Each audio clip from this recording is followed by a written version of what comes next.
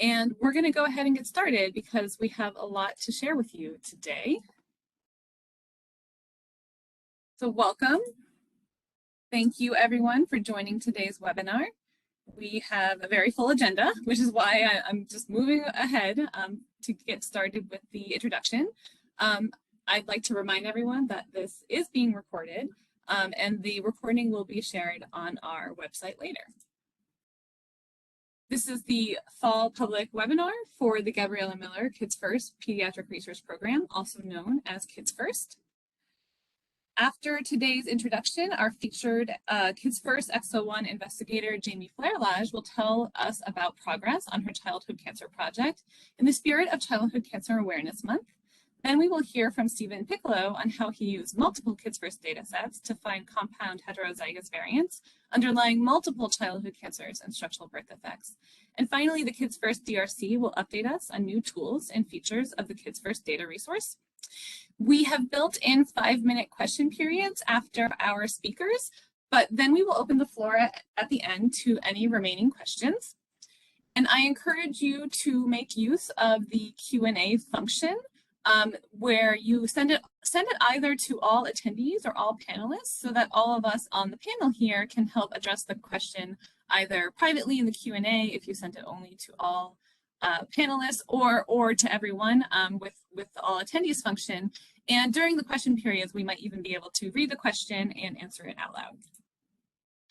My name is Valerie Cotton from the Eunice Kennedy Shriver National Institute of Child Health and Human Development. And today I'm here representing the entire Trans NIH Kids First Working Group. And let me tell you a bit about how Kids First got started.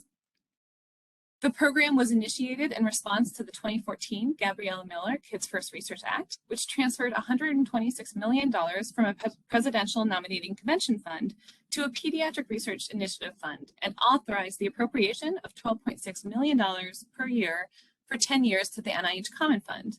The first appropriation was in 2015, and we are almost done 2021, which is the 7th year of the program. Gabriella Miller, the bill and the program's namesake, was a 10-year-old advocate for pediatric research who lost her battle with a rare and inoperable form of pediatric brain cancer called diffuse intrinsic pontine glioma, or DIPG, just 6 months before the bill was signed.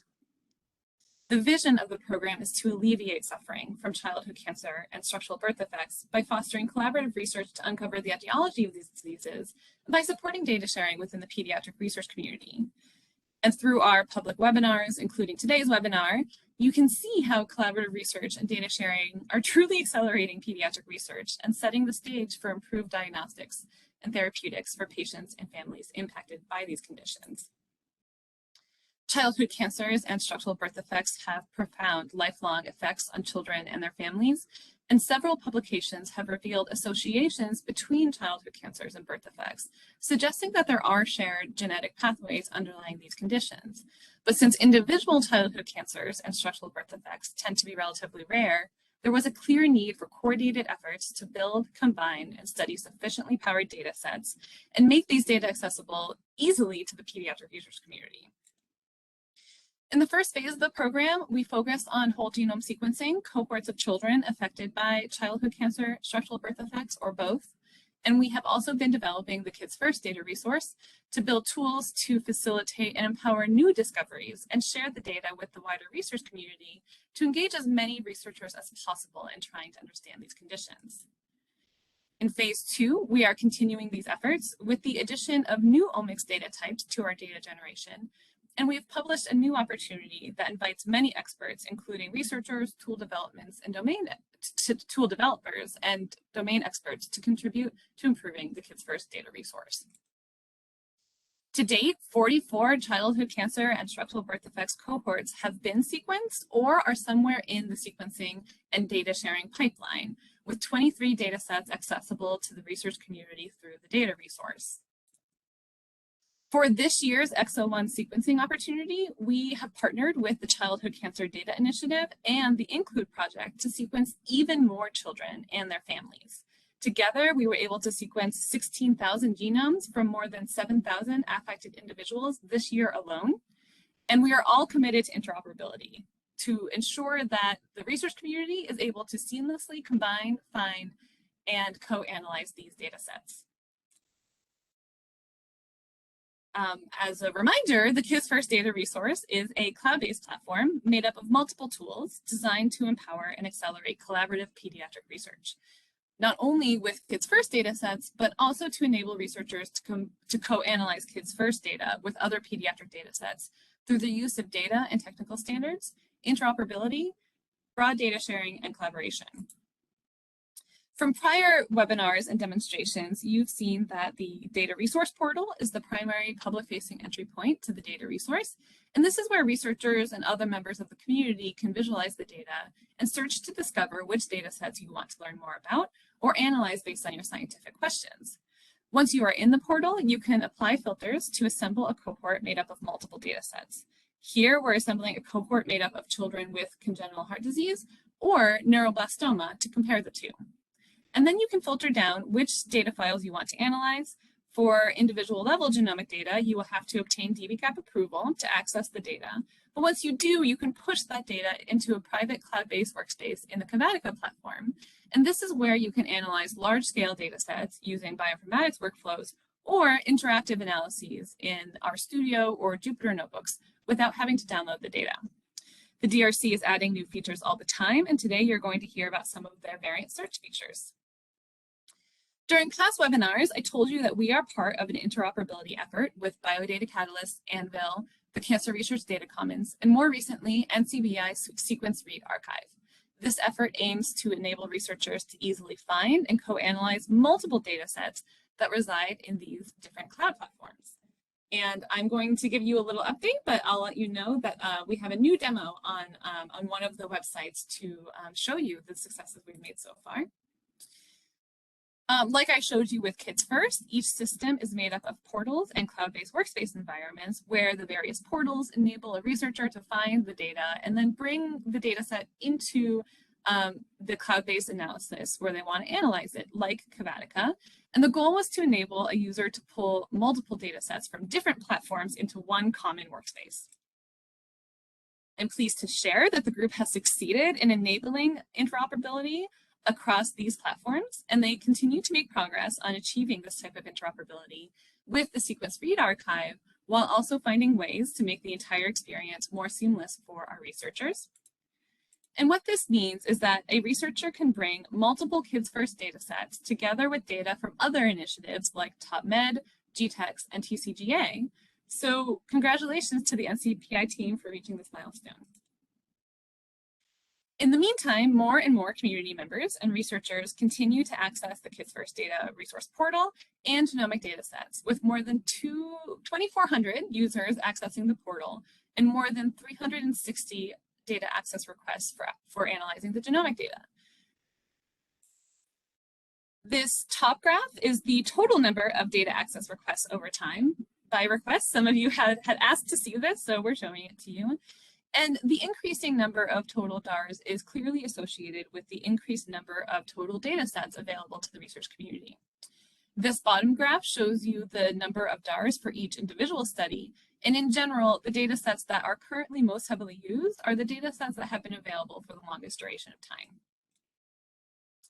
Increasingly, researchers are using Kids First data and resources to support new research projects funded by the NIH, but not directly funded by the Kids First program.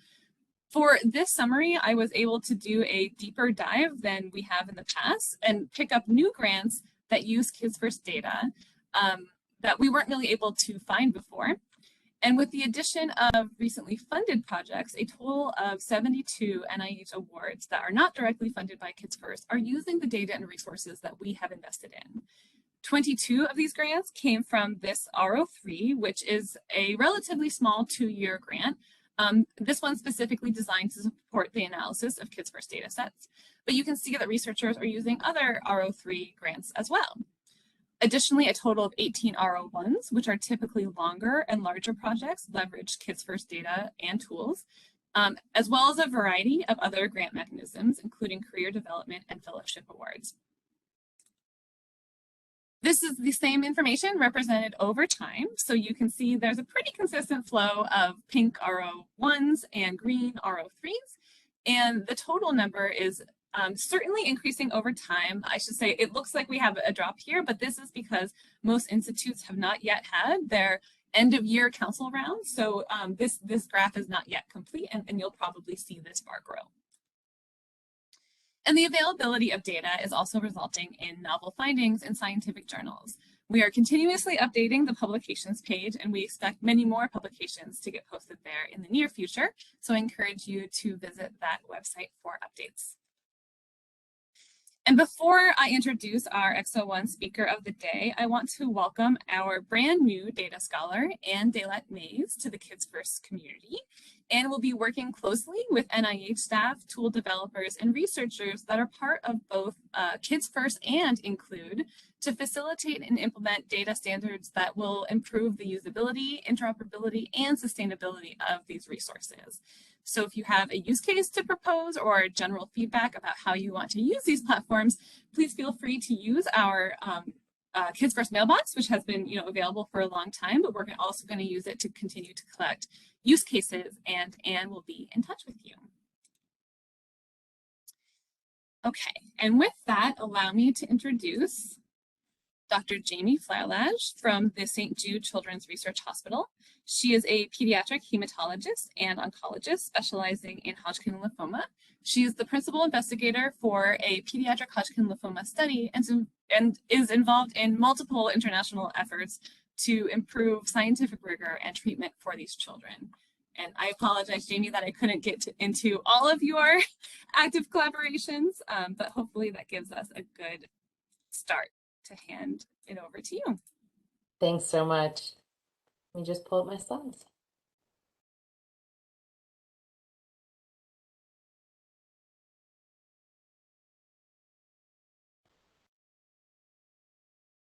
Great. Well, thank you, everybody, and thanks in advance for the opportunity to present today and for listening.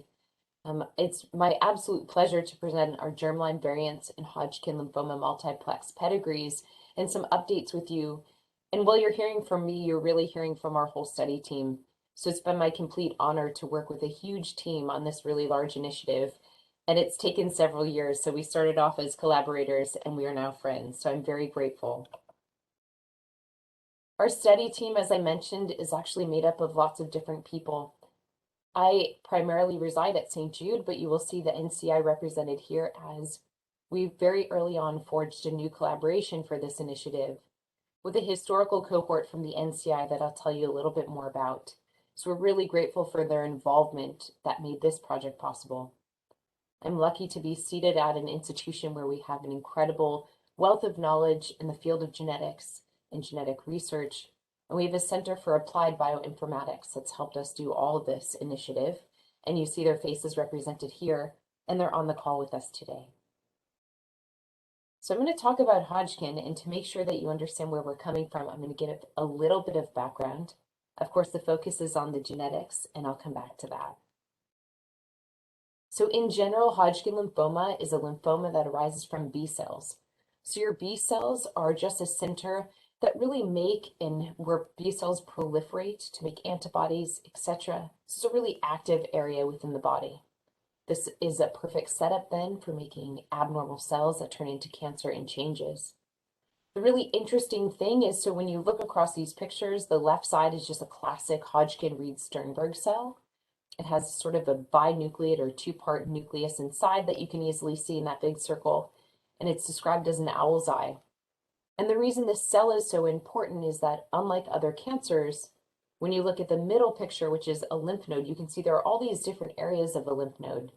It's already, even in its normal state, not just one cell the whole way across. There should be variability.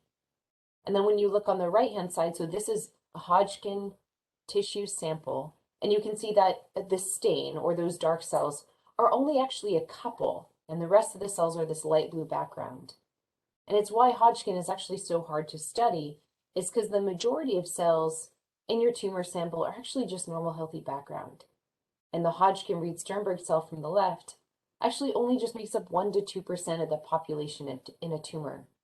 So that really limits our ability to dive deep into the genetics and get information about these cells because of their rarity, even in the tissue sample.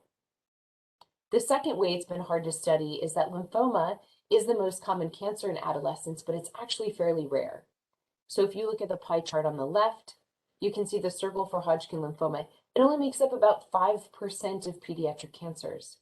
So already it's in the more rare group or bucket of cancers to study, so less patient numbers and hard to study the tumor, as I just mentioned. But when you look at our teens or our adolescents, age 15 to 19, they are the number one that we see in terms of cancer type in the lymphoma bucket, making up almost a quarter of all patients. So because of the rarity of these cells in the tumor and the rarity of these patients, we really have to come together and collaborate. What we do know is that Hodgkin is rare, but it's associated with several known risk factors. So the incidence is only about 1% of all new cancers every year worldwide. We know that in families, the incidence is a little bit higher, more like 4% if somebody in your family already has Hodgkin lymphoma.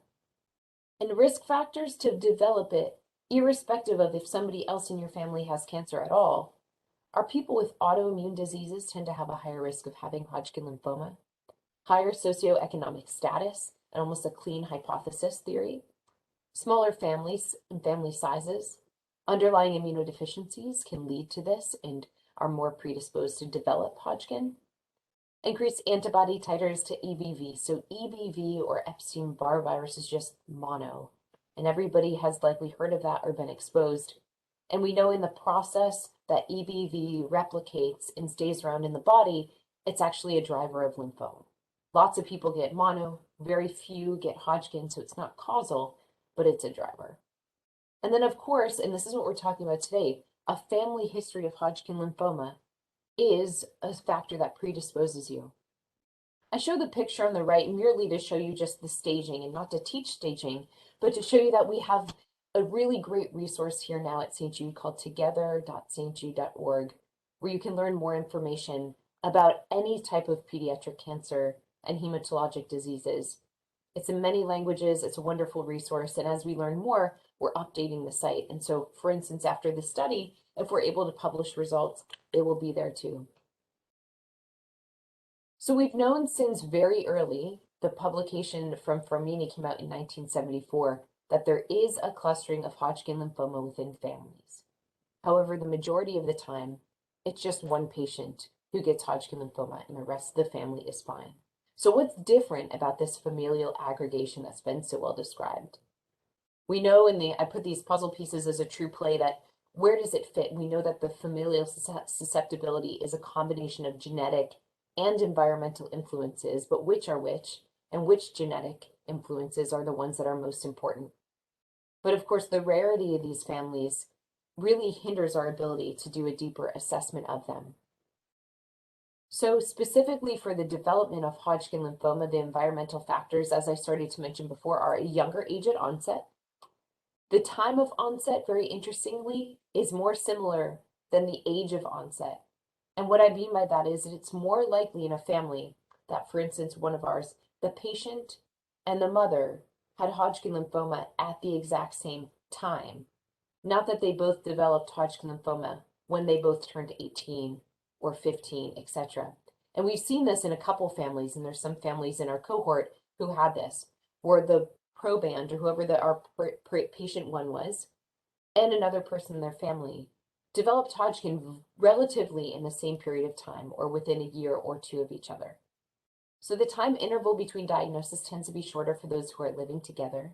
So what were they exposed to? What virus were they exposed to? And sometimes it's been seen in a husband and wife who are not related, and we know that by their genetics. And so that definitely speaks to environment. Other genetic factors are an increased gender concordance. So does gender play in and have anything to do with it? And there's an incredible twin study that Mac published in 1995 with Wendy Cozen, who we're actually working with. And what they looked at was, so in 187 dizygotic twins, meaning they are not related, there were no sets of twins where both of the twins, who were again not identical twins, developed Hodgkin. But out of the 179 monozygotic or identical twins, 10 pairs were concordant. Or in 10 of these twin pairs, both of them developed Hodgkin. The interesting things which speak to why we chose our inclusion criteria for what I'll show you is that they were all diagnosed at an age less than 50. So the younger you are, the more likely we believe that there's a genetic influence. And the onset was between 6 months and 12 years from that first twin to the second twin, which is what I was speaking about with timing. So we really don't know that much about the genetics of Hodgkin. As I mentioned, it's really hard because in a tumor sample, not many of those cells are the actual tumor Hodgkin-Reed-Sternberg cells. So when we think about their germline, it's really expensive to sequence. And so we haven't done as much of that. And familial Hodgkin is rare. So we haven't done as much of that until we were awarded the Gabriella Miller Kids First X01, which allowed us to do this and overcome the cost in that barrier. From a somatic or tissue standpoint, it's really hard to sequence those tumor cells because you'd have to literally cut out each one, literally dissect them off a slide, and to have enough DNA to do that is incredibly limiting. So because of these challenges today, unlike many diseases, the treatment of Hodgkin is not currently based on genetics. Currently, treatment decisions make surprisingly little use of anything that's known. Novel agents are just recently being utilized. So unlike in other diseases where you talk about that they have leukemia and then you talk all about their specific type of leukemia in terms of the genetics, we don't have that. And we're moving there, but we don't have that today. These genetic lesions may guide treatment, and I'll show you some in a bit from our finding that I hope impose upon you why this work has been so important. So FAMHL was the genetic study of families with a high frequency of Hodgkin that we initiated. It's now called St. Jude family, and it's just that it expanded. So you don't just have to have Hodgkin lymphoma to be included anymore, and it's ongoing in a prospective manner. And as I talk about genes and genetic changes now and what we've done, just to pause for anybody that isn't sure what that means. So in a nutshell, right, our bodies are made up of tiny building blocks called cells. Our cells contain chromosomes, which are made up of DNA. The DNA is organized into little units called genes. And the genes are really instructions that tell our cells how to function. And the entire set of genes is called our genome. So today we're talking about what are the specific genetic changes. And because of that change, we might have altered the function of that gene, which may have been causal for why somebody develops Hodgkin lymphoma. So in our study, right, we're performing genome-wide sequencing in these families. Our inclusion criteria was really narrow. As I spoke to before, there are environmental factors. But for most, like in the twin study, those where we believe that the reason they got Hodgkin is genetic happened at a younger age, in that first incident peak in life, before the ages of like 39 or younger. So we decided to keep it pediatric so that we can make sure that the reason a patient likely got Hodgkin was more likely their genetics than living next to a radiation plant or something else with a lifetime worth of exposure in their later ages. So each family had to have one patient diagnosed with Hodgkin less than or the equal to the age of 21 and another first-degree relative with Hodgkin. And as I mentioned, we had the incredible fortune of collaborating with the NCI, who had been collecting these families since the 1970s. So overall, this is what it looks like. Thanks to Gabriella Miller, we were able to take 36 highly informative pedigrees. And I say that because they had at least one pediatric patient with Hodgkin and somebody else in their family with Hodgkin lymphoma, and perform whole genome sequencing on 234 individuals. Of these, 79 had Hodgkin lymphoma or were affected, 155 unaffected. And then we took this data through a genetic pipeline, which I'll show you. On the right, you can see across the bottom our St. Jude Children's Research Hospital families versus the NCI families. And the bar graph just shows you the number of individuals in that family for which we were able to sequence. Of note, and as a reminder from the NCI cohort, some of those patients already had whole exome sequencing performed in those families. So we are able to build on this and take the next step to whole genome sequencing for these incredibly informative families, thanks to Gabriella Miller Kids First. So from the NCI cohort, there were already several solved families, and I use that with quotes because it's just that a genetic driver was likely already found and described. And the one I'm going to focus on today and then show you how we did our analysis was KDR. So back in 2016, with the NCI group, whole exome sequencing identified a KDR variant in 2 families. We have these two families included in our cohort, so we had the incredible fortune of then applying whole genome sequencing. In our St. Jude cohort, we found one additional KDR variant. It is not actually the exact same variant, but it is within KDR, in our families as well. The identification of the KDR variant in the NCI cohort was validation for our pipeline as well, that we did find exactly what they found as well. And so that was helpful both to replicate what they found and to look at this additional family as well. Another that was found is in a protein that is in a UTR or untranslated region of KLH DC8B. In the paper, they showed 3 families that had this mutation, 2 of which were included in our strict criteria for inclusion in our study. So KLH DC8B, a UTR variant, was found in those 2 in red that were published on the NCI side or the right side of this graph. And we found the exact same variant in 1 additional family at St. Jude, which was again validation of our pipelines, as well as helped validate their findings with an additional mutation identified. Lastly, that I'll show you is POT1. This was also described from the same NCI cohort. Only 1 of the 2 families described met our inclusion criteria and was included, and we again were able to replicate this in our cohort, but we did not find an additional POT1 variant within our samples. So validating previously published genes, which was also helpful, as well as validating our pipeline. So as we think about what we did in applying with our Center for Applied Bioinformatics this pipeline for analyses, our hypothesis was that rare germline mutations predispose families to developing classical Hodgkin lymphoma. We had many advantages to our approach that included multiple highly loaded pedigrees, whole genome sequencing data this time, and then the potential for both tissue sample validation from families we have in-house of tumor. It's challenging, like I described, but the potential is there. The challenges are why it's not yet been done to date. And then potential for experimental validation as well. There are many limitations in that we don't have somatic results, which are the tumor results available for, again, why I mentioned earlier. Those HRS cells are not widely available, the Hodgkin-Reed-Sternberg cells.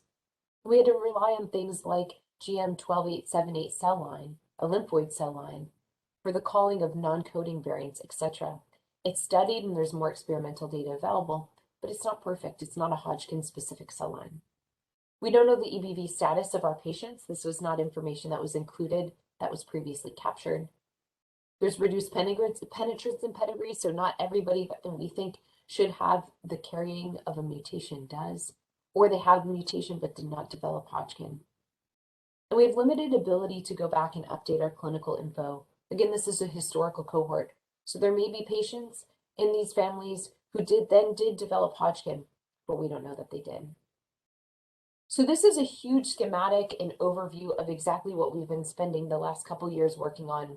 And we've broken it down into 3 conceptual steps, and I'll go into each one in a little bit of better detail. The first step was variant processing, the second was prioritization, then the third was truly an iterative working group approach to drill down into what are the most likely, interesting, and potentially pathogenic findings. So step 1 is FAMVP, which is a variant processing streamlined approach by our Center for Applied Bioinformatics. This really focused on QC, annotation, bioinformatic prioritization, including segregation for both our coding and non-coding variants in these pedigrees. Step 2 then took all the results that came out of our pipeline. Again, we had some validation of the pipeline in that we also were able to identify the findings that had been previously described within the NCI cohort. So we felt confident with these findings, and we took it to step 2, which was to combine the results and assess across the families for recurrence. We looked for recurrent moderate or high impact coding variants in known candidate genes. Then we looked for recurrent loss of function, splice or high impact coding missense variants genome-wide. Then turned to the non-coding approach, which was the benefit of whole genome, and looked for recurrent moderate or high impact non-coding variants in known candidate genes.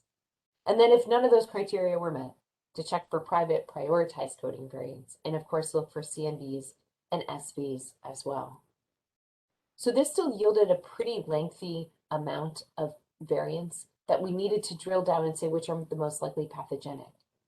So our step 3 was truly an iterative working group approach that focused on literature review, a check of internal St. Jude and non-cancer cohorts, and rater decisions to help us decide on confidence levels for each of these findings.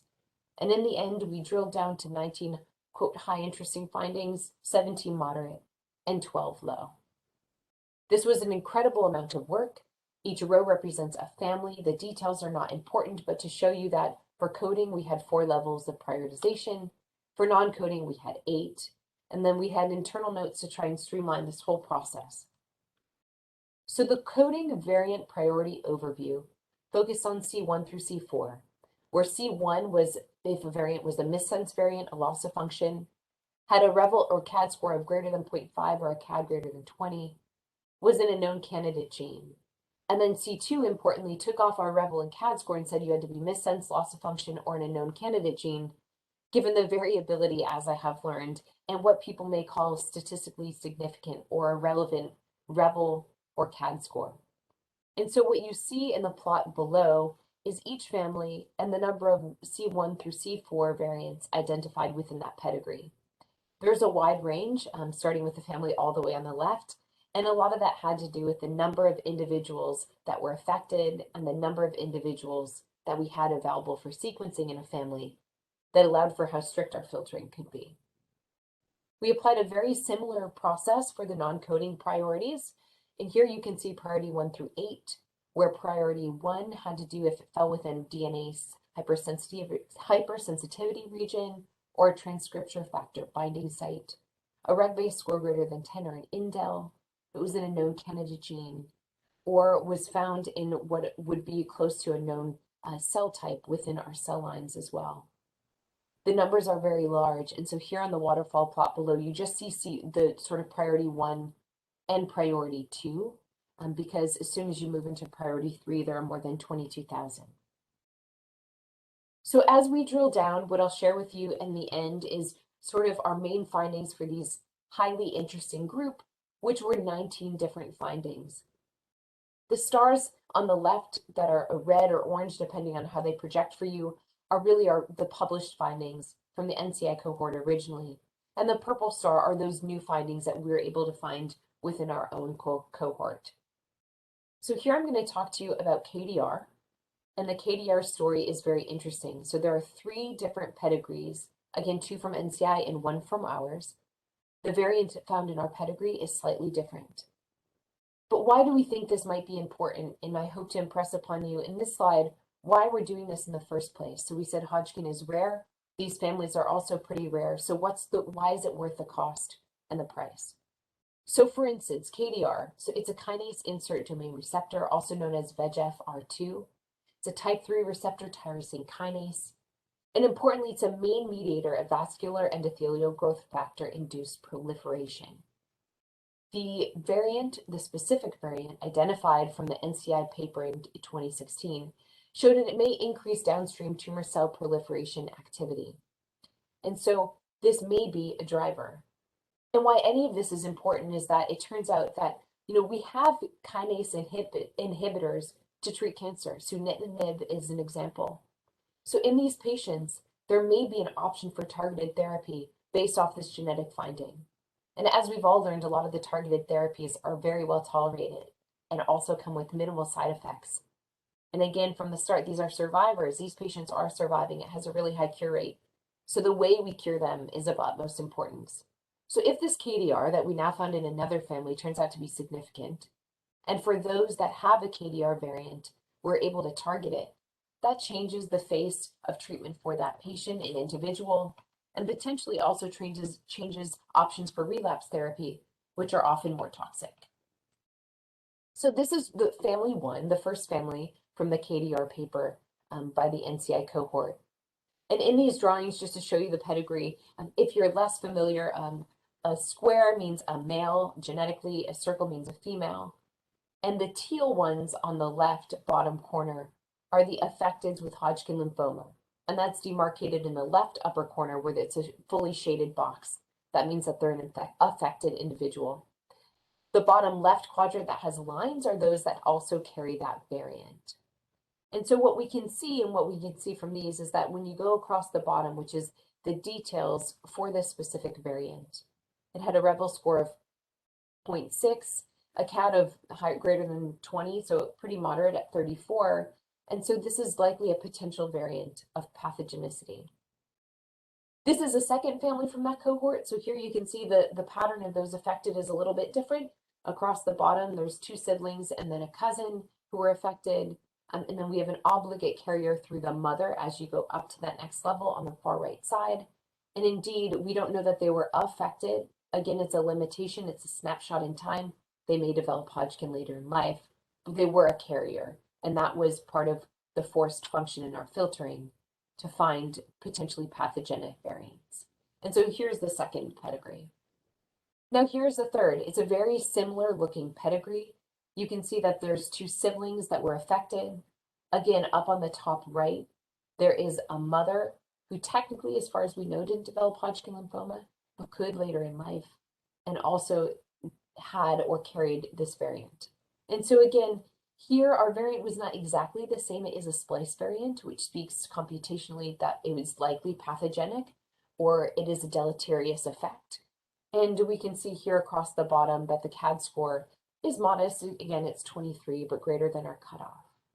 And so here, this just describes to you why we think potentially pathogenic variants made it to our high list, but we still have much to go. So as we sort of learned with our SpaceX astronaut here, Haley, last week, it's really just the beginning. We are grateful for the opportunity to do very expensive whole genome sequencing to try to move the needle to better understand the genetics of our familial Hodgkin lymphoma and Hodgkin lymphoma itself. But really next, we're going to have to validate our current findings in some sporadic cohorts and any other family cohorts that are available. Genomic analysis, when we can, of somatic tumor tissue, so actually looking at the genetic changes specifically in those Hodgkin Reed-Sternberg cells as well. Targeted sequencing in sporadic cohorts, so maybe interrogate. We have large cohorts with Children's Oncology Group. They have given us their blessing to do this, so we can do targeted sequencing just to look for the changes that we want to look for in that cohort that's not previously sequenced. And then new collaborations with collections of other family studies from Hodgkin lymphoma families. And continued enrollment in our own trial that's ongoing and open of additional families. And we have several since the time point that we did the sequencing that we've now been able to enroll and can move forward with the next steps of the process. So with that, I would like to just acknowledge the study team, Gabriella Miller, Kids First, and the NCI. It has been a true collaborative effort. Although you're hearing my voice, by no means have I been the driver of this project. It's really been a total team effort and led by Avadni Ramprasad herself as well. So I just wanted to pause. We'll have a little time for questions. Thank you for the opportunity to share all of this with you today. And I look forward to next steps and continued results from all of the Kids First projects. Thank you so much, Dr. Flaulage. That was really amazing.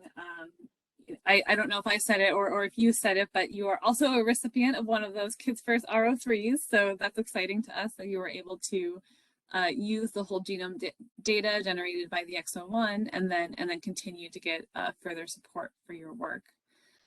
So hopefully everyone, has figured out how to use the Q&A and chat. I'm monitoring right now, and I don't see any yet, but we'll leave it open for a couple more minutes. Thank you. And if there are no questions that come through, we can just, I wanted to give credit. Yes, so we were the recipient of one of the R03s. And I've learned how important this work is, but also how time consuming it is. So we're really grateful that there was an opportunity for that. And the sequencing was obviously just the first step, but the next step of analysis, as you can see by the many people involved on this page, is quite an undertaking and effort. So I'm grateful for them and grateful for the continued support to allow us to do that. And you have some questions coming in. Can you see those? Would you like to read them and respond? I can't in my presenter view. Yeah, sorry. Let's see. I will read them for you. Okay, did you select the interesting variants only based on the priority criteria? Valerie, you cut out a little bit on my end. Can you say it one more time? Oh, I'm so sorry. Sorry about that. You tried.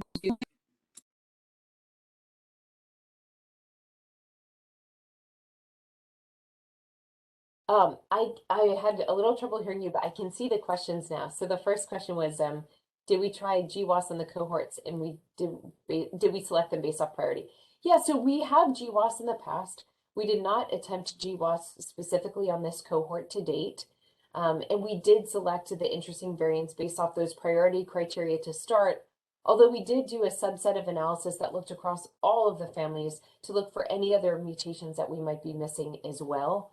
As we sort of started to drill down, there are several variants, as I have learned, I'm not a geneticist myself, that are much likely to be pathogenic where the variant itself lies within that gene.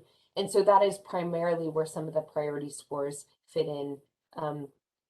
I think, as you mentioned, the priority, and I mentioned a little bit, the priority scores are very challenging. A Revel and CAD cutoff, etc., is variable depending on what you're looking for. And so we did move the needle around on that to make sure we weren't missing anything of significance. Yeah, the next question coming in is, do I think targeted sequencing of the tumor would be helpful or possible, perhaps starting with KDR and other germline hits? Yes, so actually that is one of the limitations, is just the amount of genetic data that you can, DNA that you can get, because you literally have to dissect cell by cell. So if you want to do targeted sequencing or more limited, that is certainly a possibility, and it is way more feasible than trying to get enough good coverage to do whole genome sequencing. And that's certainly been a limitation. So targeted would be the best and most feasible attempt. We also selfishly just want to learn from the Reed-Sternberg cells, and so that would be a goal to do more genome-wide studies, but it would definitely be a start, and it is feasible. It's a great question.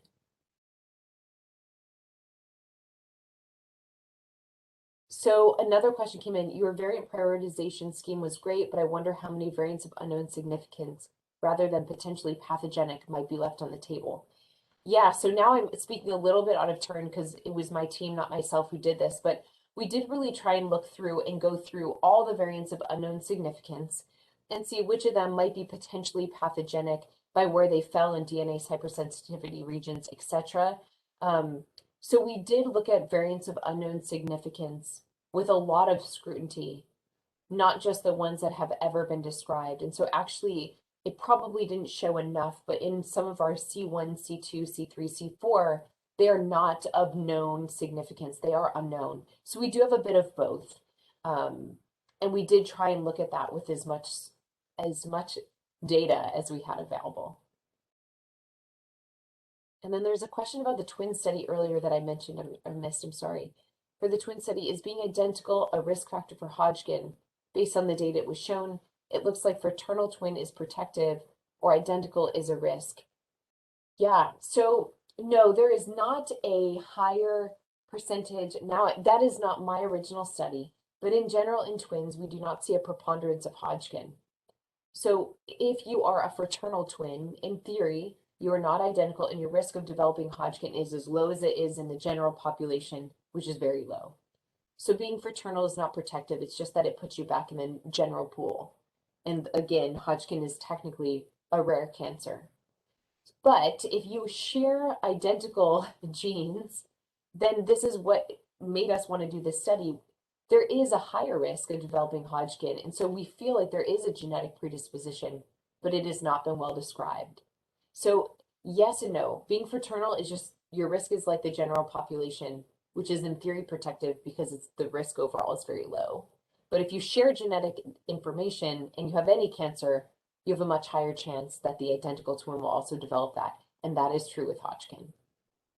The only other interesting thing is, since only 10 of the pairs actually developed Hodgkin, it speaks to, maybe it's not environment, because the rest of the twins were living in the exact same environment for the most part, and they have identical genetic information and DNA as far as we know. So maybe it is a little bit more genetics versus environment, or somewhere the interplay is a combination. Were paired blood and tumor DNA analyzed? No, we sadly don't have tumor for most of them. We're hoping to as we move forward in future directions, but for this cohort, that was not feasible.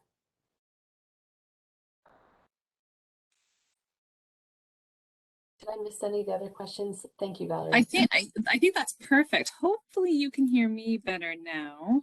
Yes, we can. Yes, we can. Thank you. Okay. Thank you so much for that wonderful presentation, and thanks to everyone for your really great questions. But we do have to stick to our schedule, so we're going to go ahead and move on. And thank you again, Jamie. My pleasure. Thank you so much. Thank you. So allow me to introduce our next speaker of the day, Dr. Steven Piccolo, who is an associate professor in the Department of Biology at Brigham Young University. He is trained in biomedical informatics, and his lab seeks to make discoveries that transform our understanding of biology and human health using computational approaches.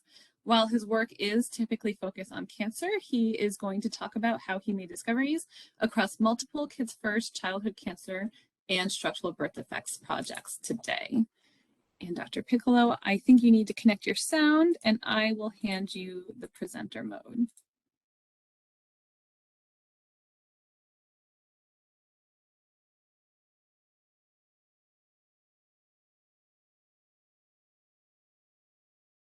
Okay, is that coming up? Yep, and I can hear you. Okay. Yep, looks good. Okay, excellent. Thank you. Okay, well, thank you so much for letting me come here and present this. I just first want to say that pretty much all of the analytical work was done by my recently graduated PhD student, Dustin Miller. He's now moved on to bigger and better things, but one of the great things about his projects, or about the availability of the Kids First data, was that because the data were so easily accessible and there was a lot of data, a lot of interesting data, he was able to do a lot of work for his PhD using that data, even though our university is not connected to a medical center. And you know, just want to say thanks for making it possible to do that. First, I want to give a little example that's not related to the actual projects that we worked on, just a little bit of a motivating example to help understand why we approached the study, or did the study that we did. So many of you may have heard of Phenol Ketonuria, or PKU, which is a genetic condition that results in decreased metabolism of the amino acid phenylalanine. If left untreated, this disease can cause some severe complications, and just is not a fun thing to deal with. And for a long time, researchers have known that this disease is inherited in an autosomal recessive manner. So you need two non-functional copies of this gene in order for the disease to manifest itself.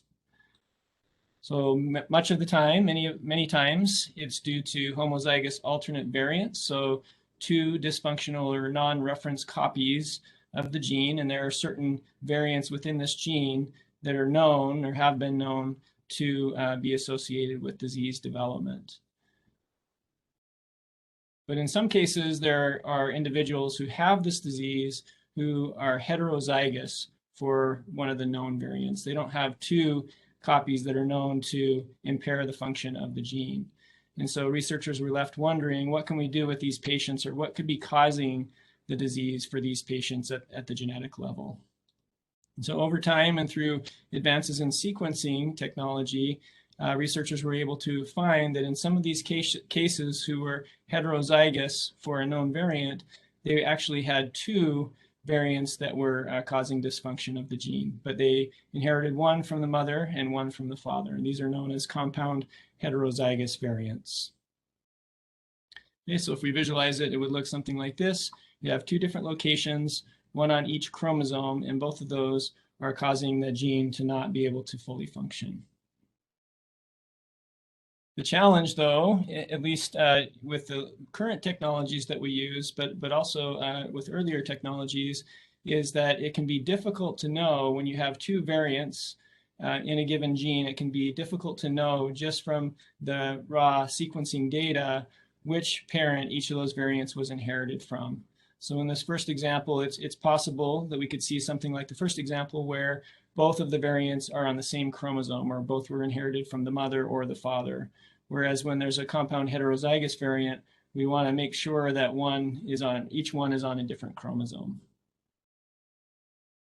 Fortunately, and this applies to next generation sequencing data that we have now available to us, we can use a technique called computational phasing. And there are various different software tools out there, and they're designed to differentiate or identify what was which parent was each of those variants inherited from.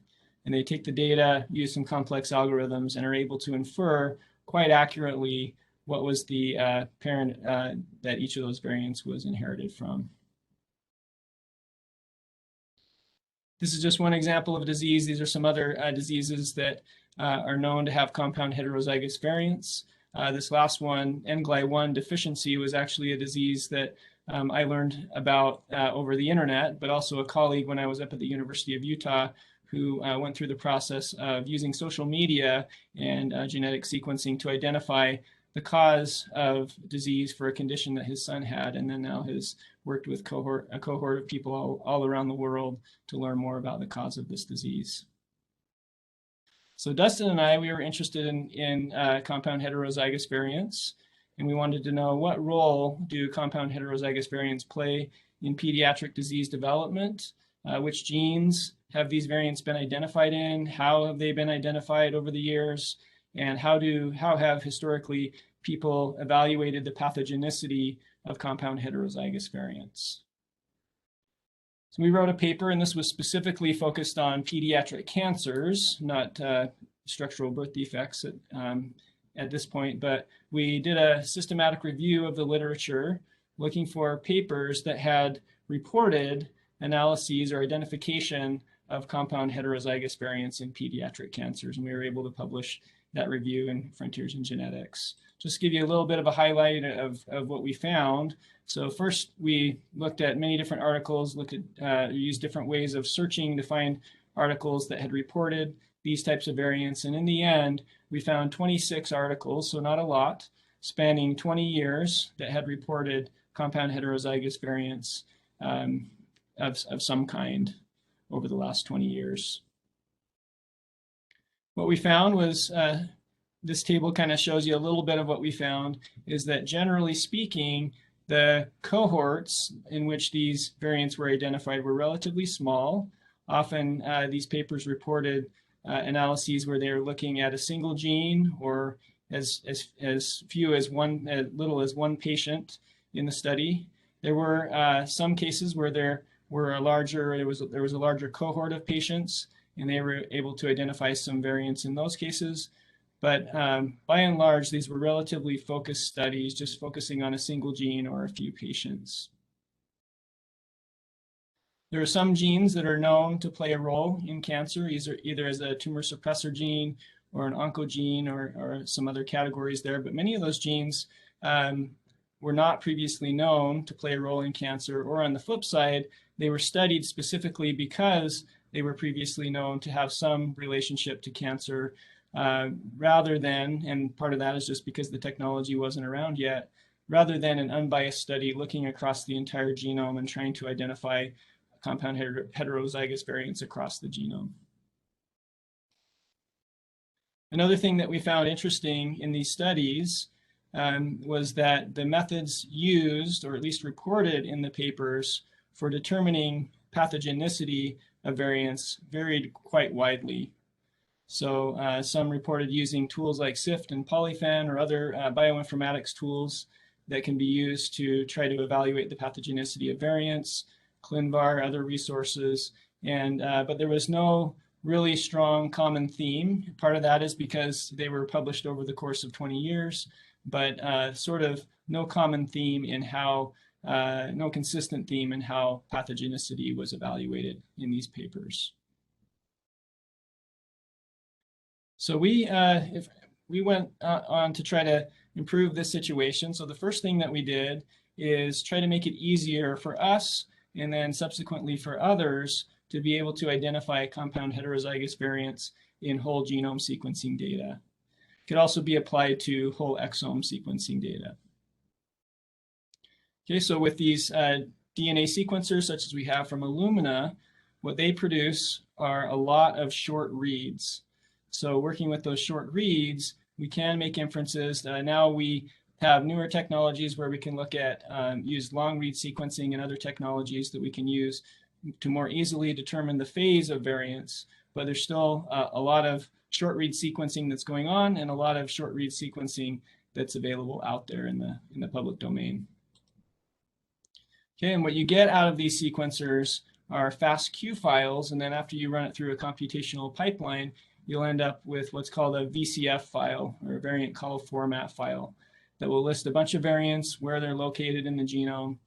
And the first challenge that we wanted to figure out was, okay, now that we have these VCF files, what do we need to do, or what's that process that we would use to get from a VCF file to a list of compound heterozygous variants that may play a role in disease for a certain individual.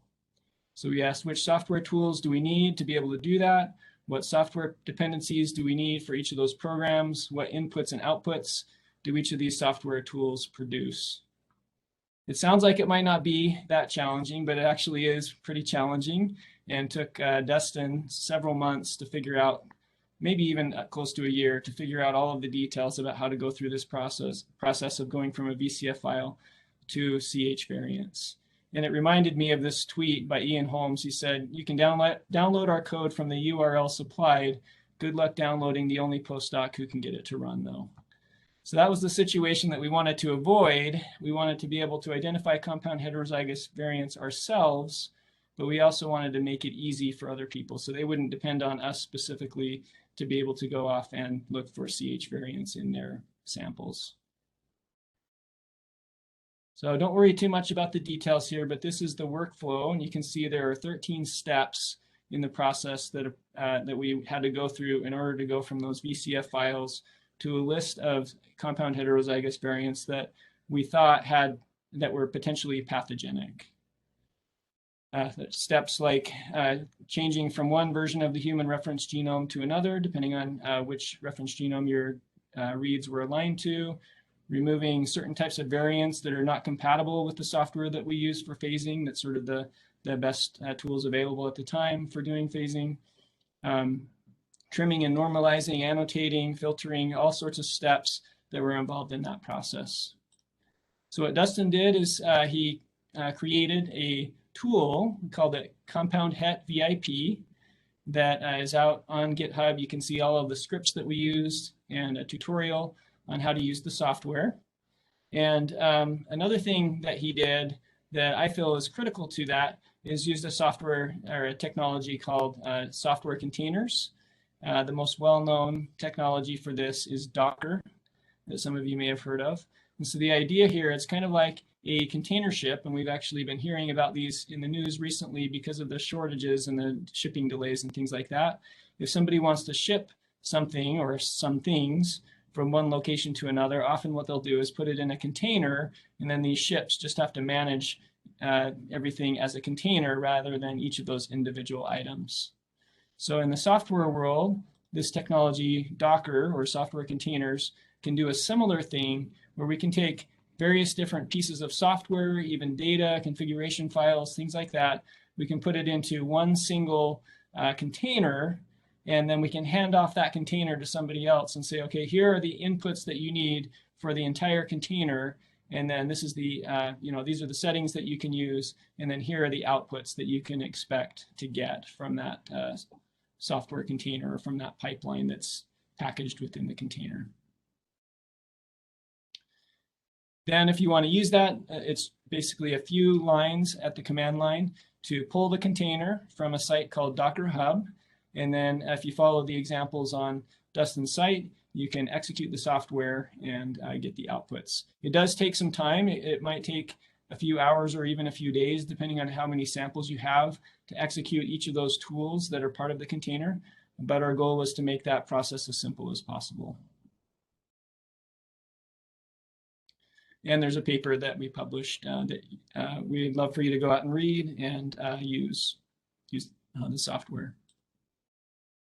Okay, so once we had those details figured out about how to go from VCF data to compound heterozygous variants, we said, okay, now let's go back to this question of where do we see compound heterozygous variants in pediatric diseases?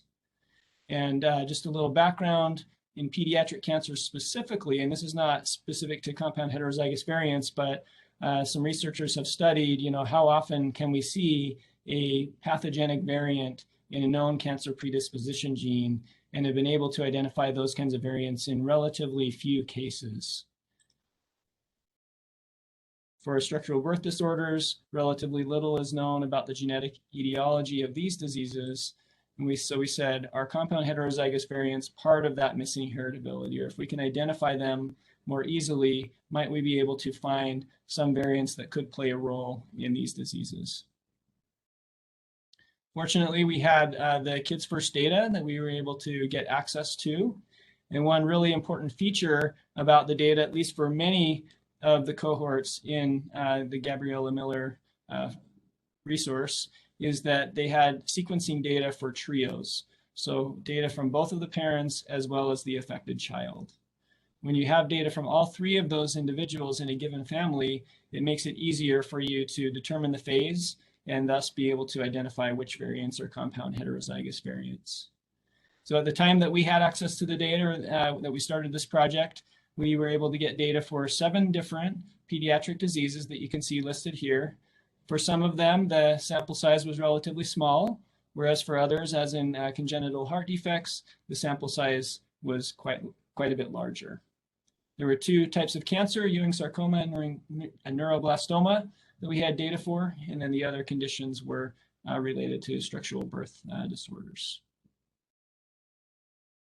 Published a paper on this. Again, would love to have you go and read it and let us know if you have any questions. I'm just going to give you a brief overview of what we found in that study. Okay, so the first thing we did was we used our pipeline that we created, Compound-Het-VIP. We used the VCF data as input, and it spit out for us a list of genes with potentially damaging compound heterozygous variants. And using that term potentially damaging a little bit loosely in that we're sort of thinking of this as a way to get an idea or get a feel for the landscape of compound heterozygous variants in pediatric diseases, not necessarily to make any strong claims about any particular variant that we identified in these children, just to get a feel for what's possible and what are some things that we need to do in the process of identifying these compound heterozygous variants to hopefully do it well. So one of the first things that we found was that we saw in our list of genes that Compound-Het-VIP spit out for us, we saw lots of large genes. For example, there's a gene called Titin or TTN that is very large. And so if you think, okay, we're looking for genes that have 2 variants, 1 on each chromosome, if you have a large gene or you have lots of nucleotides in those genes, in that gene, then you're more likely just by random chance to identify 2 potentially damaging variants in that gene. That doesn't necessarily mean that variants in those genes are more likely to cause disease. So you kind of have to take that into account when you're deciding which variants you think, or which genes do you think are most interesting when you're doing a compound heterozygous variant study.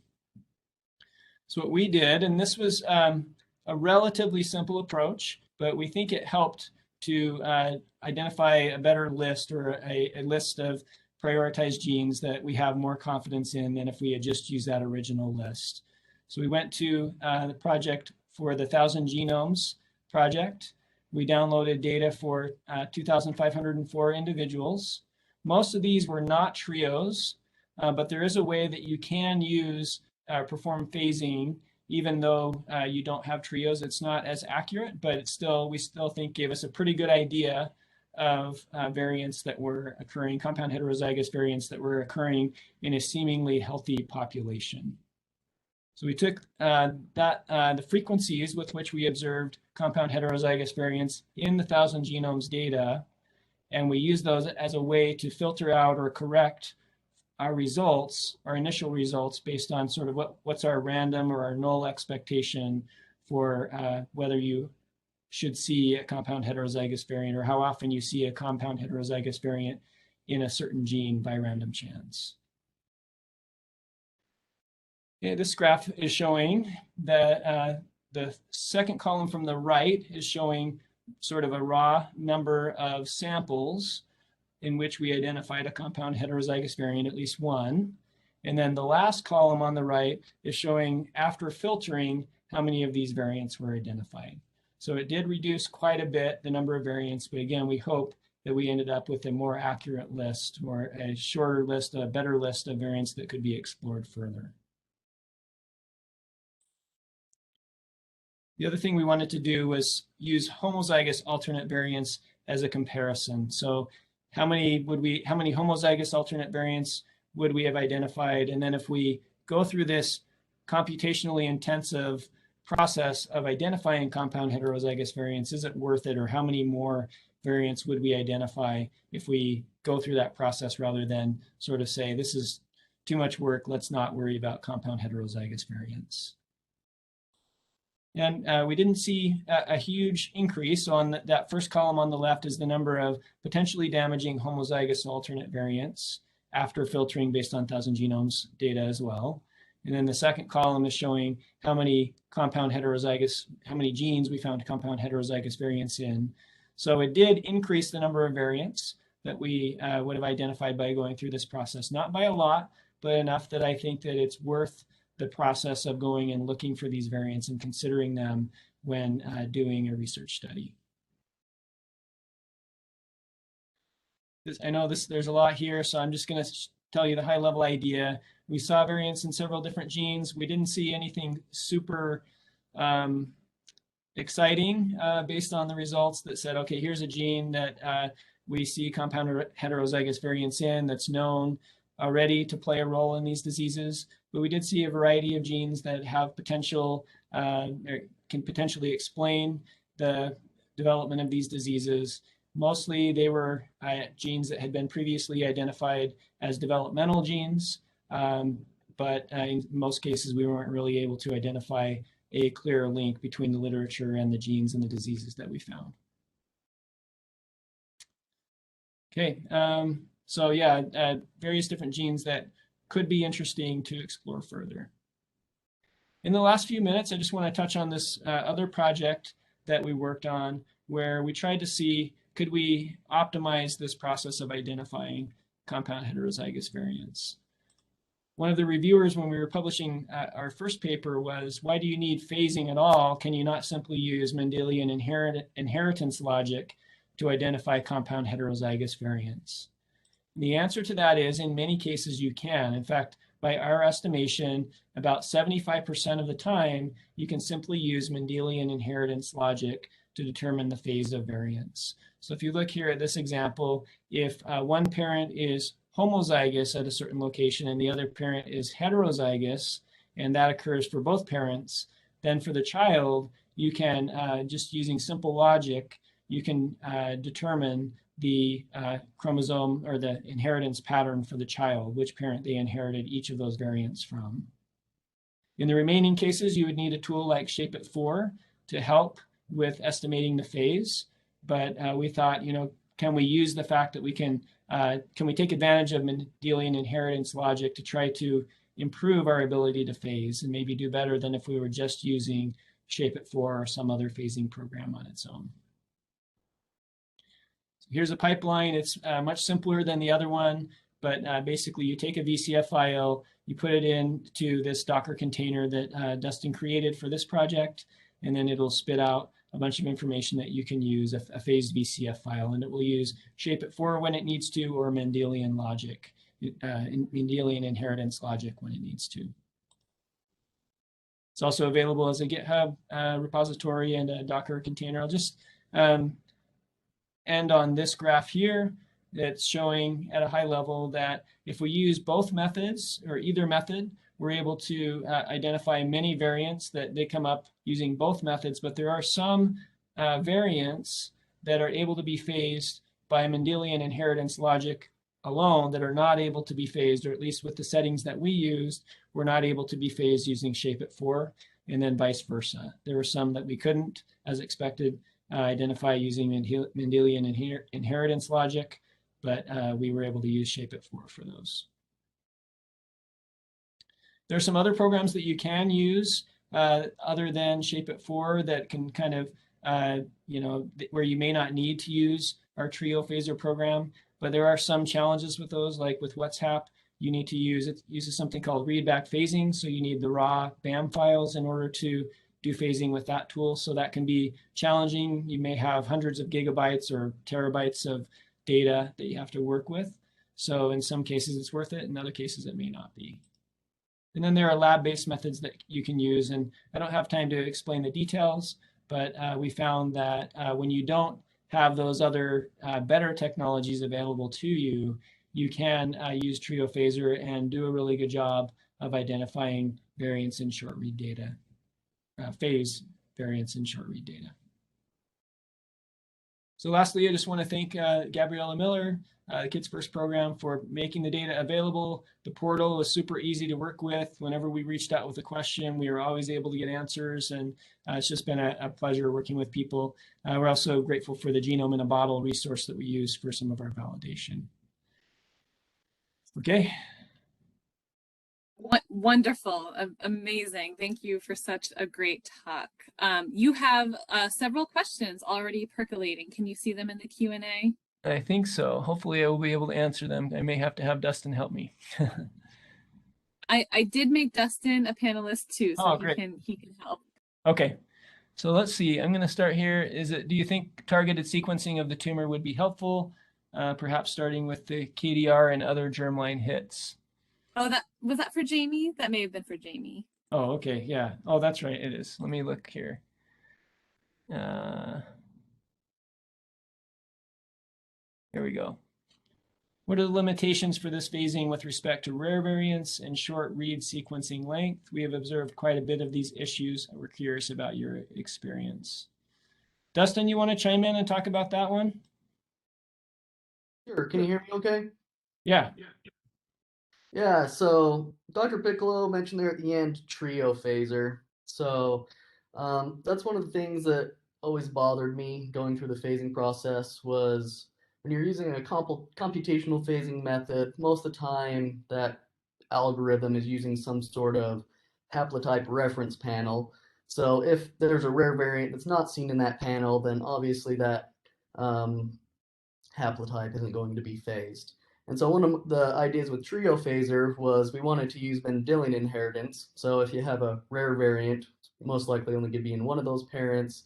And so you should be able to determine with ease rare variants which parent it was inherited from.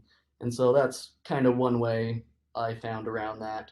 But as Dr. Piccolo mentioned, with short read data, if you have long read data and you're using WhatsApp, that can increase the accuracy. But as far as short read data and phasing and rare data, I think using trios, as far as I know, is the best way to go, or the best way that I've found to go. But unfortunately, not everyone's going to have trios. Thank you, Dustin. The next question is, was there an MAF threshold applied to variants prior to defining compound hets? So the short answer is yes. And that was actually a challenging thing to think about, because you may have, if you're thinking about two variants in the same gene, you may have one variant that's really rare in the population, and then you may have another variant in that same gene that's not rare. In combination, it's going to be rare to see that particular combination, but then the question is, what should your cutoff be if you're thinking about two different variants? Should you just focus on them individually or think about them in combination? So I guess we'll leave that to you to read the paper if you want to see those details. But we did think about that and used the 1,000 genomes data to try to help with dealing with that. And then the next question from Danielle, are you currently following up on any of the genes found using functional studies? So that's not something that we're doing at this time. Something we would love to talk to anybody who's interested in that. But at this point, we're not doing any of that. Okay, any other questions? Yes, there's actually a couple that came in through the chat, which is different than the Q&A. Oh, here we go. Let me just make this window a little bit bigger. Okay. It looks like we have a fellow BYU alum who's saying go Cougars, so thank you. Have you considered filtering the compound heterozygous variants against a larger population cohort such as Nomad to try to filter out more of the non-specific CH variants? So I'm trying to remember, Dustin, did we use Nomad on this study, or was that just that we started using that in trio phaser? I think the problem with Nomad, at least for some of what we were trying to do, was that we didn't actually have the sequencing data, or we weren't able to phase the variants. And so we weren't able to use that in the particular analysis that we were working on. Yeah, so I actually did end up updating it for this paper, and we did use Nomad or 1000 Genomes Project, whichever one we had data available for. So if we use Nomad as default, but if there was some sort of allele frequency that Nomad didn't have data for, then we reverted to 1000 Genomes Project and vice versa, but Nomad was default. And so that's for the minor allele frequencies, not necessarily for the compound het frequencies, right? Right, yeah. Yeah. Okay, well, I think our time's up, but thank you so much for. Thank you so much. That was truly really excellent. Thank you. And I can talk about this at the end when we have more time, but we are in the middle of generating some long read data. So we'll see, if that sort of helps get at some of these questions a little bit further, but more info to come in the future. Excellent. Okay, and now I am handing it over to the Kids First data resource to provide an update. Adam, I think you're going first, and I think you still have to connect your sound.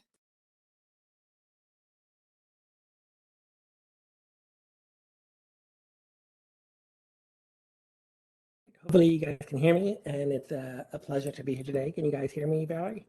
Yes. Perfect.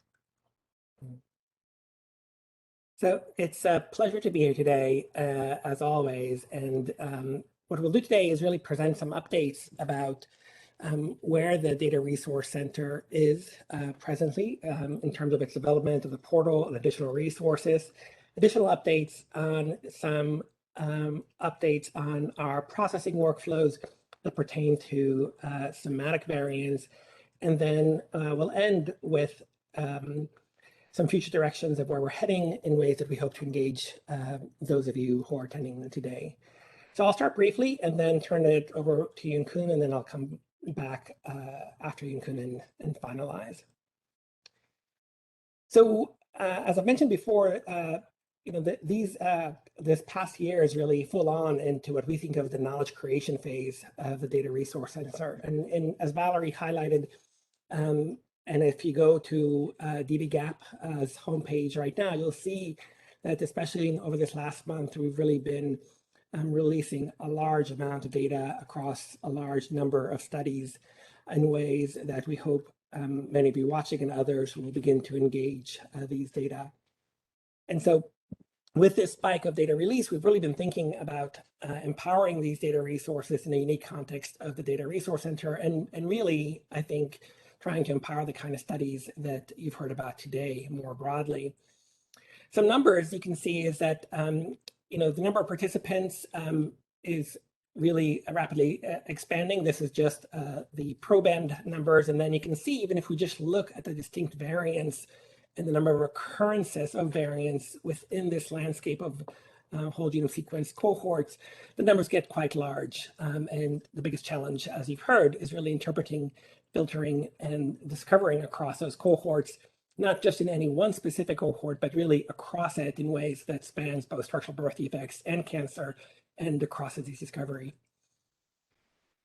This has always been one of my favorite quotes, by Lou Pasteur, where observation is concerned, chance favors the prepared mind. And obviously within the DRC's perspective, data favors the prepared mind, really within this approach and methodology that we've covered before, where our hope is really to transform large-scale data sets into harmonized data that is information that can be queried, accessed, and utilized, and then ultimately drive new knowledge creation and impact in the way you've heard about today. The data part you've heard about before in some of our presentation, where some of the first products from the DRC were really focused on allowing users, just like the previous presentation, to access the source data and associated files in a cohort-specific manner, to either download them or operate on them within the cloud. Over the past 2 years, we've really developed and implemented a sophisticated workflow environment for creating cohorts across the phenotypic and other variable contexts, so users can explore this growing data set using open access data that allows them to hone in on the specific files of interest that they might like to explore. And like I said, today, we're going to start talking about how we get a little bit further in this pipeline into the information and knowledge creation context. Valerie highlighted, briefly, in this contextualization of this workflow, where the latter stage is really highly linked into our interoperability setting within the NIH setting, so that Kids First dataset can also be linked to knowledge bases and knowledge creation across the NIH landscape. And as I mentioned, within Kids First itself, we have a number of platforms that operate to support data access and use. But really the challenge to make this data discoverable, testable, and applied occurs across this data use continuum of resources that really align with command line programming language users all the way on the right to those like myself who are often all the way to the left that prefer portals and knowledge bases that are clickable, filterable, and usable. And you have to do this across both source data, harmonized data, process data, and summarized data. We essentially seek to empower data at each one of these levels across this user landscape, and we'll give you some views on that. Intersecting with this landscape is what we wanted to highlight today and make sure that you as a user community navigate these contexts in an empowered setting as we move into the knowledge and discovery setting, such that chance does favor the prepared data. And as you've heard, data within the Kids First data resource is really binned into both open access data sets like the clinical phenotypic data and some of the process data, and then controlled access data sets that now number over 20. And that creates a particular challenge for users because oftentimes controlled access data in alignment with the genomic data sharing policy requires a data access committee approval for a particular project before you can delve deeply into that data and explore the variant context in the way you just heard Dr. Piccolo define. But the burden of trying to apply for each one of these data sets simply for the purpose of exploration can be quite high. And this is where you encounter some unique differences. Open access data right now is what many users in the portal utilize to essentially explore and define cohorts, as I've highlighted, whether that's HPO terminologies or other variables, what type of data is available. All of those are variables that are open access that a user, after clicking through a click-through agreement, can explore and define cohorts. Uniquely, cancer cohorts in the somatic landscape setting have historically been defined as open access data, meaning the variants or alterations defined uniquely in a tumor setting can be empowered for discoverability. And from very early on within the Kids First data resource, we've done this through an associated platform in PDC Bioportal, as well as making process data that is deemed open access available via the file repository.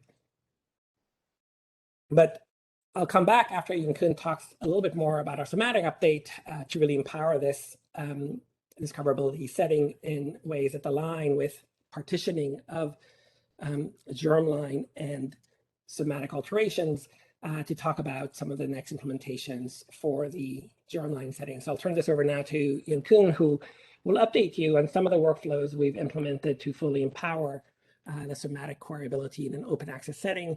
And then come back to finalize discussion around the germline variant setting that is growing quite large. Over to you, Yun-Kun.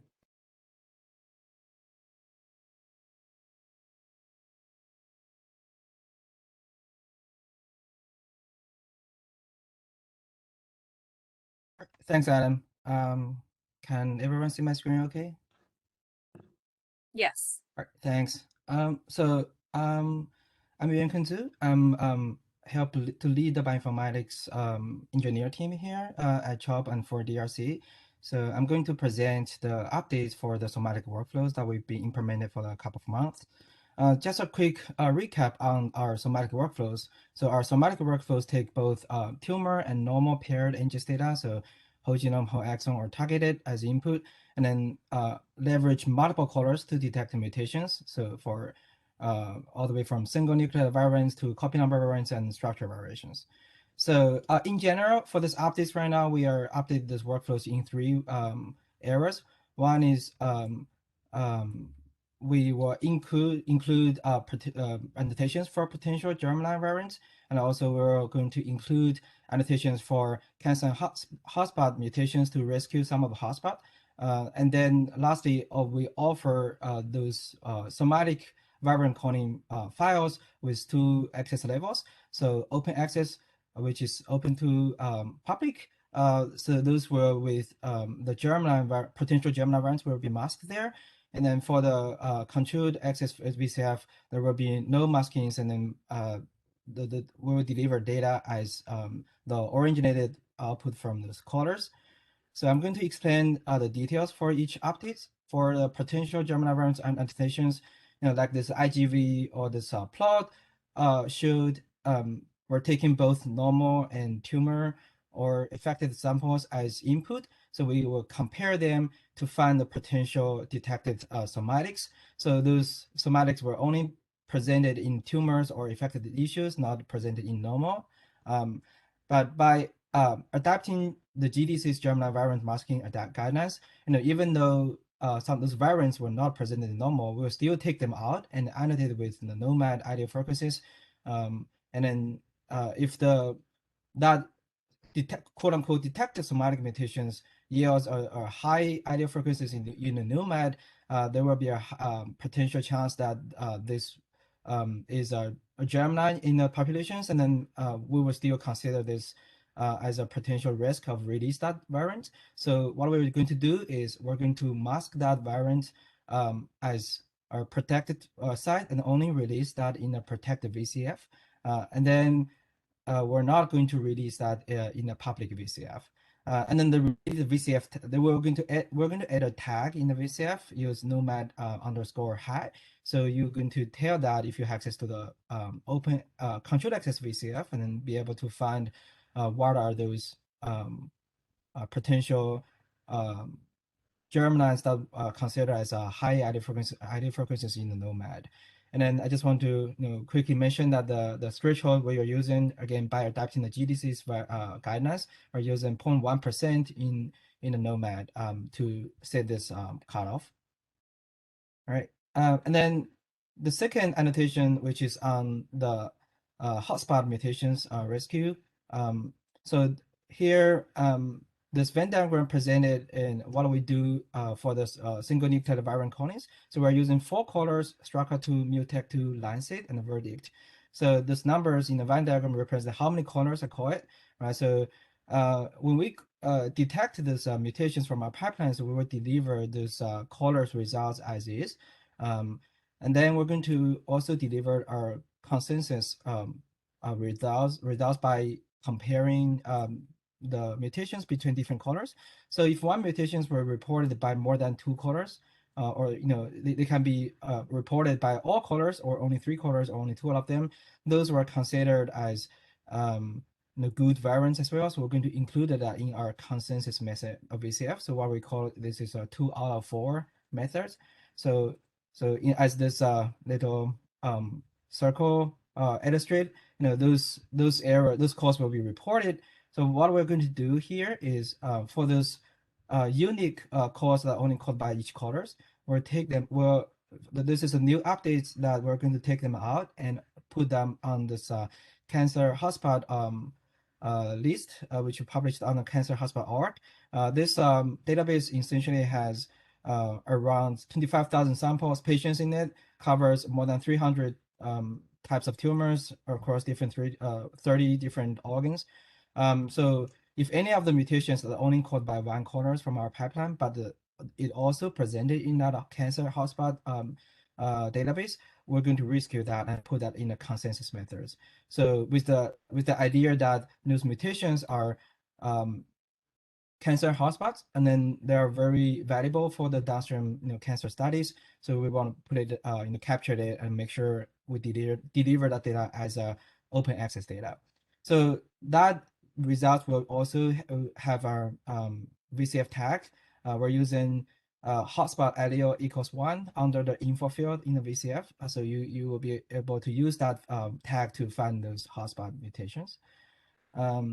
So just quickly, so the workflow, essentially we have somatic, so this updates right now is really applied on the single nucleotide variants part. So on the left side is the original pipelines. Now we update the pipeline to use potential germinal maskings and hotspot rescues to generate 2 levels of VCFs. So the protected one with the original results coming from the colors, and then the public versions where we take off or mask the potential germinal variants, which is high in the allele frequencies in the nomad. So some quick stats on this. So this pipeline has already been developed and released on GitHub, and then this pipeline has already been processed for the pediatric brain tumor cohort, as well as the neuroblastoma and the leukemia cohort. And based on it has been applied around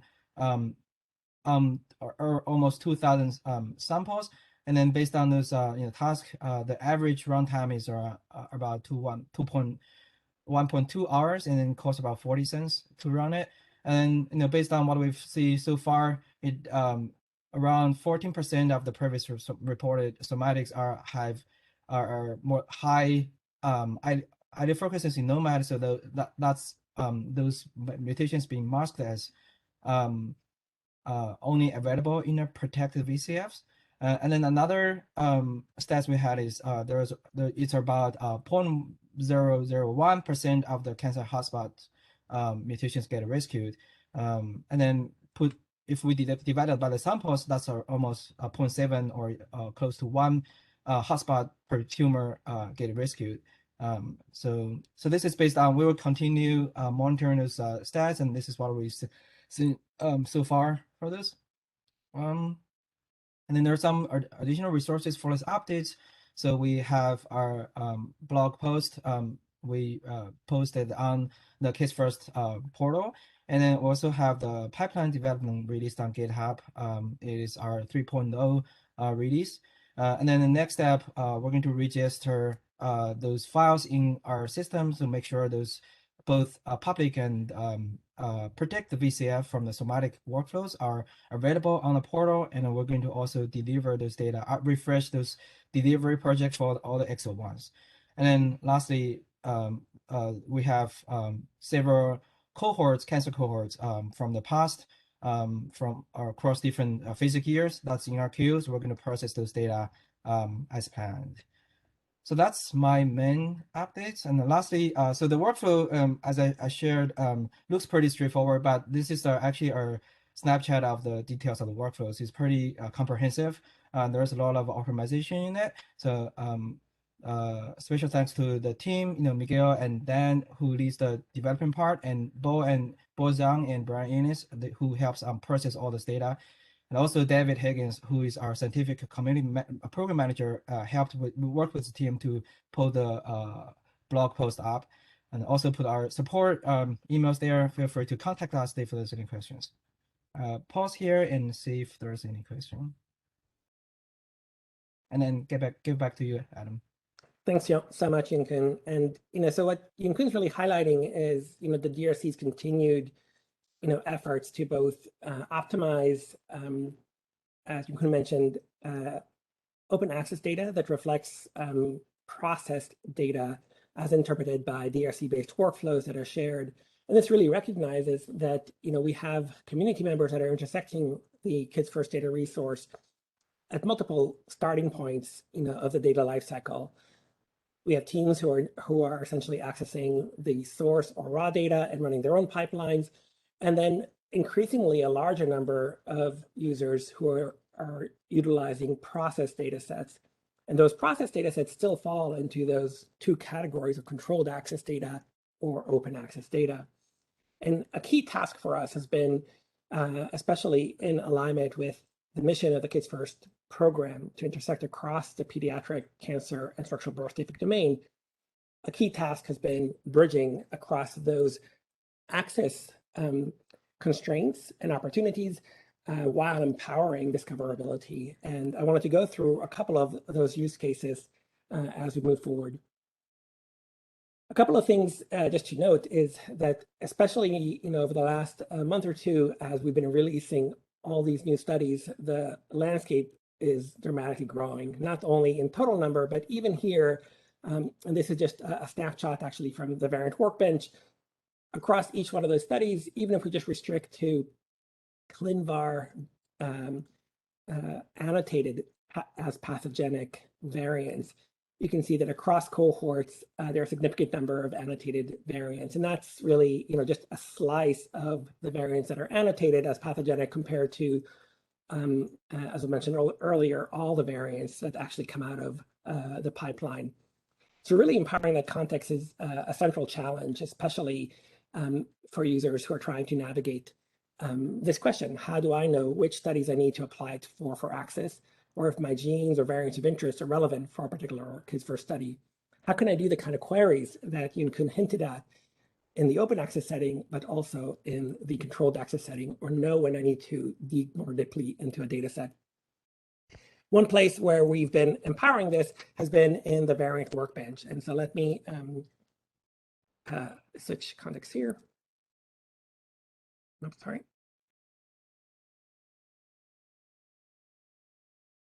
So within the variant workbench setting or variant browser setting, which is under the variant tab within the Kids First portal, a user can essentially explore the variant landscape in the open access setting in ways that can provide you an initial lens. Now you'll notice here that we still have our first data release spanning only the first 6 studies. My hope is that by the end of this week, we'll have all 19 studies that have already been ingested into this landscape as a queryable space. But I wanted to go ahead and provide you a lens on that. And this is really through some heroic effort of the team at St. Justine and here at CHOP of ingesting, structuring, and loading this data into a queryable context across billions of variant. If a user is interested in at least exploring if a gene of interest, I think we heard about KDR, is relevant in any particular study, you can simply put in your gene of interest or any one of these other variables related to a gene or variant setting and immediately see this view here. One, the variants listed in terms of VCF annotated consequence in that order, and then the number of studies and participants that might have that particular variant. Now, the first thing that a user can do is in this open access setting is look for what is the clickable component of any one result. And in this context here, one, you can click on a particular variant to find out more information about it, or 2, click on a study. And let me show you, a second setting that shows, further elaboration on the clickability. So here I just chose another gene of interest. Again, you can see ClinVar annotations of likely pathogenic or not, the number of studies. But what you'll also notice that on the participant column, those studies that have more than 10 results will also be clickable. And this essentially provides a user the capacity to delve more deeply, both into large enough results that don't essentially incur risk of identifiability within the variant setting, and then explore more deeply. So let's just take this example here briefly. If I chose this particular variant, I can get some information about this variant and its annotation. I can also review some of the frequencies across a specific cohort in which it occurs, as well as other external cohorts within the setting, and then review some clinical associations with this particular variant, or essentially the same genomic area for a different gene. And then if you go back to that setting that is clickable, a user in this setting can also, if the study is essentially, if the number of results is larger than 10, review that particular set of participants, here are 169 participants, and all the associated elements with them, including the files that can contain information about those particular participants with those variants in ways that, again, does not incur risk of identifiability, but provides immediate access into this setting. However, we recognize that this still is not fully empowered to the extent you saw, for example, in Dr. Piccolo's presentation. And so still users will have to take the next steps for applying to access to a particular study if they want to delve more deeply into the cohorts or explore them within the context of the variant workbench setting. But we hope this at least provides an initial lens to users of the study landscape that's now quite large, over 20, and which studies might be of relevance for a particular user's capacity to interrogate a gene of interest, a variant interest, or a phenotype or disease of interest. So as I mentioned, we'll really move forward this very rapidly with making essentially all the currently processed variants available for such queryability, likely by the end of this week. And then very shortly after, empowering some summary statistic data that can support additional high-level views of the genes, studies, and their frequencies across the landscape. In the last 5 minutes, I wanted to tell you a little bit more about where we're heading and where we hope you'll partner with us. And this has to do with really what we have noticed, at least in our community-based engagement, is that the further left you move across this data use continuum, the closer you actually seem to get to that right-hand side of the double-sided funnel of interoperable platforms that support what we think of the analog, local, individual, empowered translational impact for patients. That is really at the patient interface and translational interface, you have to get as far to the left as possible to maximize the number of users that can get to use that data. And that has to do with a lot of the kinds of things you saw today, including the rapid use of processed, harmonized data sets within platforms. But what we also notice is that the further left you try to go, the more specificity and bespoke interest there might be by specific users in the processed data and the kind of questions they want to ask of those data sets. Portals only go so far to support domain-specific exploration across what is a very large domain across all cancers and all pediatric congenital birth defects. And furthermore, portals are still challenged in allowing users to rapidly integrate their own data in the context of Kids First data sets or any other NA-supported data set. And these are two central challenges that we think are really approachable as a community-based effort. So the central question we were trying to really begin addressing through the data resource and hope again to expand in partnership is, how might a researcher annotate and focus their research on, for example, and this is just a use case, gene fusions. We have many researchers in cancers who are interested in gene fusion because of their targetability within the cancer landscape in unique ways. And so users are really interested in how can I do this within First and how can I integrate this with my own data?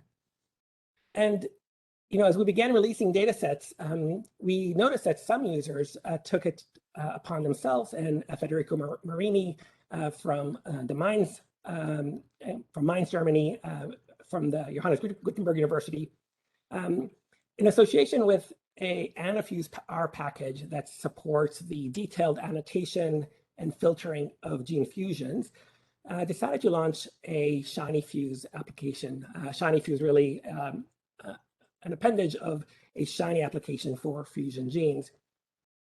And really he did this because of his own interest, but also to support community-based interest in being able to filter and annotate genes leveraging a package, as you've heard earlier today in some of the other talks, that's available in GitHub. And this combination of workflows and packages developed by community stakeholders and applications that go along with them really is a powerful setting.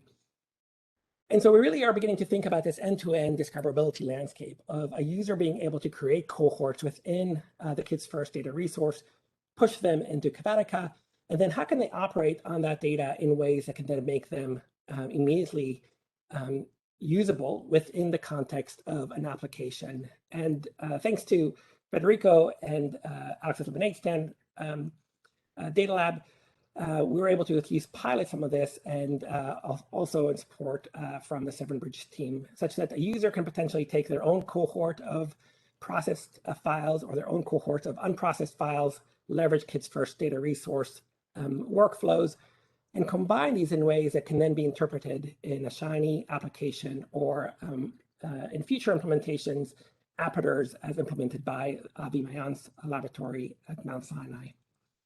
So let me just end with a lens on this type of workflow.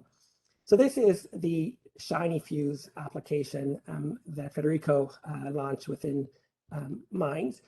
And as you can see, and this is common for most Shiny applications, you can load demo data that essentially supports exploration of the application. But in order to essentially load your own data, you need to process your data in certain ways such that the data are compatible. And so the team ended up creating a Chavatica application that essentially takes this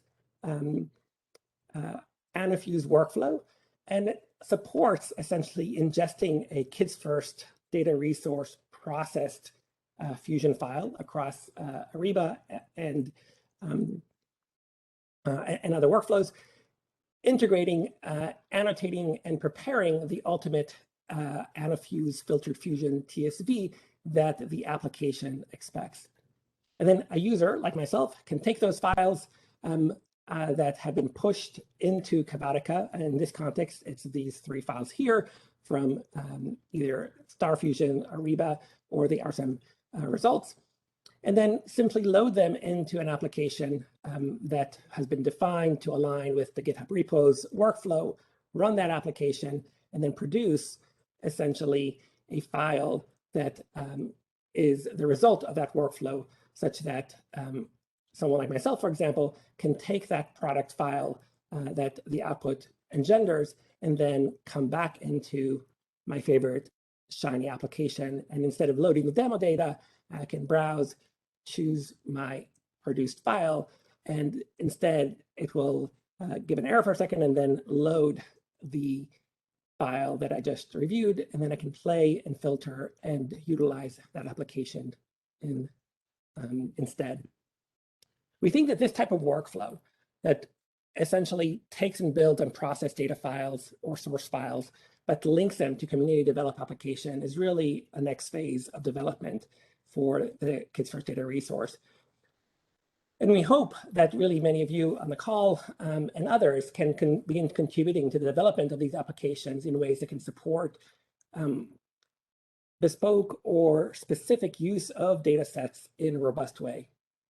What I just showed you focused on gene fusions, and again, gene fusions are open access data. So I was able to take those files and upload them into a public Shiny application and explore it. But key, and this is where we're really hoping to make a lot of progress, is the implementation of these applications very shortly within the Chavatica context.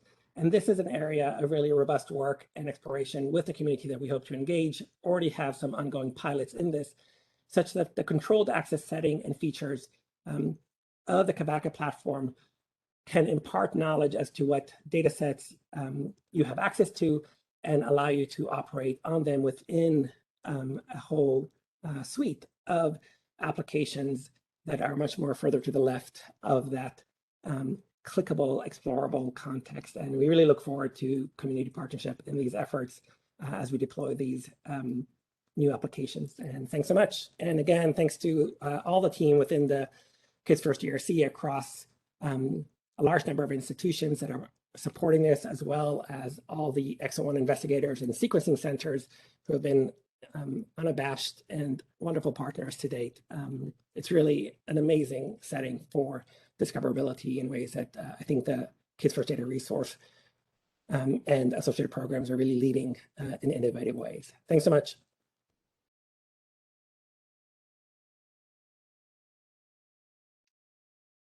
Okay, I think we'll pause for just a minute to invite or focus on questions for the Kids First DRC, and then we'll open it back up to general questions. Adam, do you see the question about downloading variants in the chat?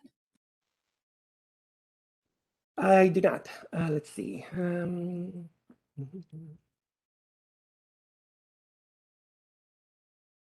I can read it to you. It says the variant looks like a useful database. Will users be able to not only explore, but also download the variants of interest? Right.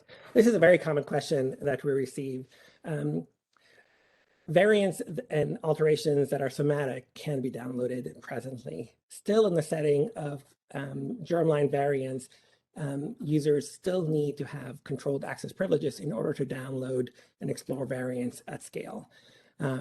This can be done through the variant workbench or within the Computational setting.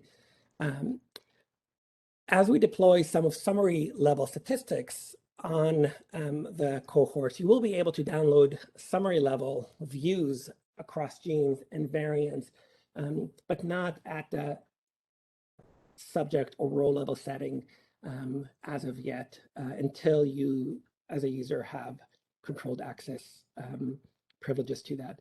But we hope that by some of this initial filtering and exploration through the tools, you as a user can make a determination as to which studies you would like to apply to, so that you can dig more deeply into the variant level views at the subject level setting.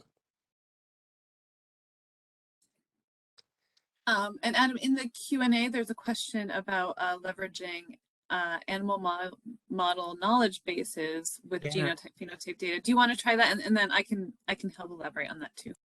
Yeah, so a large amount of the work that we've been undertaking on the variant workbench setting has to do with leveraging additional annotations to support variant filtration in this setting. This is work that really has expanded in scope, and we hope to really show in the next webinar in terms of the way that you can annotate, both leveraging these types of resources as well as others. And Valerie will talk about more Kids First specific use cases in the setting, I suppose, in just a second.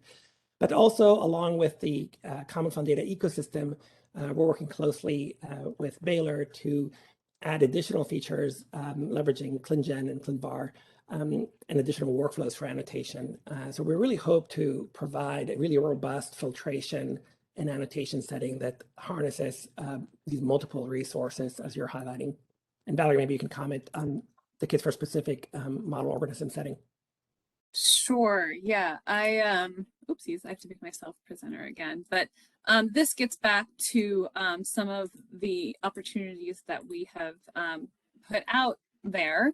This is a gap that has come up over and over again. And there we go. This is a slide, or these slides are from past webinars. And we do have a strong collaboration with the Monarch Initiative. They're part of the Kids First Data Resource Center. We also have a strong collaboration with the Comp2 program to create mice based on variants that are being identified in Kids First data sets. And with the Monarch Initiative, we co-hosted a webinar that is specifically trying to address, what are ways we could actually tackle the cross-species effort, either, annotating things on the Kids First side, or, integrating Kids First data back with other model organism databases. And the blog and other materials from that meeting are publicly available. So I will reshare this slide. But this was one of the motivations for the RFA that we had published within the last year, which in general just, invites different researchers to propose different integrations, different annotations, different ways to improve the data that we already have. And, facilitating cross-species analysis was certainly one of the goals. So this FOA has only been out, for 1 year, and the projects have not yet undergone peer review. So, we hope to share more about that in the future, and we also plan on reissuing that FOA. But we certainly are looking for partners to, engage in really tackling that topic. And then I see a question from Anne, which I really appreciate. And Anne, you and I did discuss this in the past, and I wholeheartedly agree that one of the key barriers that is beginning to emerge across cloud-based platforms, and this is true especially within the NIH setting, is that different platforms have different workflow orchestration languages and support, whether that's Nextflow, WDL, or CWL. And this is a key use case that the NCPI is trying to address. So I think, Valerie, you mentioned the cloud platform interoperability efforts of NIH, which right now spans and includes both Terra and Seven Bridges platforms, including Computatica. And I think it's a key unmet need for the community that unless we address sort of compatibility and implementation of various workflow orchestration across these resources, we potentially and inadvertently silo activities simply based on workflow orchestrations. So I 100% agree with, I think what you're hinting at is the need to address this. And we look forward to doing this, as a community, as part of the NCPI, very likely. Yeah, I think there's a related question about, how to push data into Terra or other platforms. And, like I mentioned, we've done it. We've shown it can be done. It's not perfectly seamless. So maybe we can get in touch with you afterwards, the person who's asking the question, and sort of give you a little demo about how to get there. But we'd love to engage your feedback as well to make it a more seamless process. Yeah, those go hand in hand, right? Both the moving of data between workspace environment and the workflow implementations. Empowering both of those features meets the full potential for discoverability.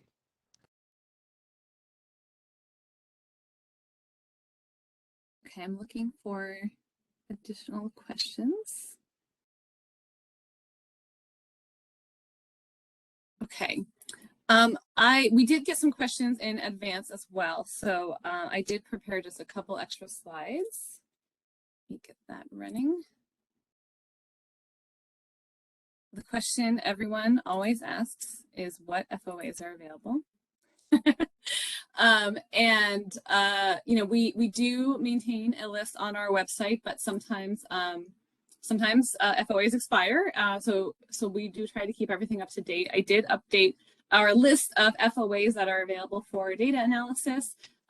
Again, the Kids First RO3, which is I call it a fat RO3, a slightly bigger RO3 than a normal RO3, which is really designed to, support analyses of these genomic data sets. It gets heavily used, and it seems to be serving the community pretty well. There are other RO3s, RO1s, and R21s available depending on the specific research area that you may be studying. Different ICs have their own sort of analysis opportunities. We were talking a lot about FOAs we were talking about variant validation, how to incorporate that next step of using an animal model to understand the variant better and understand the phenotype better. And I don't think we've shared this yet, so I wanted to call out that NICHD, in collaboration with many other ICs, has published a new RO1 specifically targeting projects that are looking to screen, functionally validate, and characterize variants identified in human data sets, including Kids First. So wanted to make sure the community was aware of that. And these are FOAs that we've shared in the past that have also been recently reissued.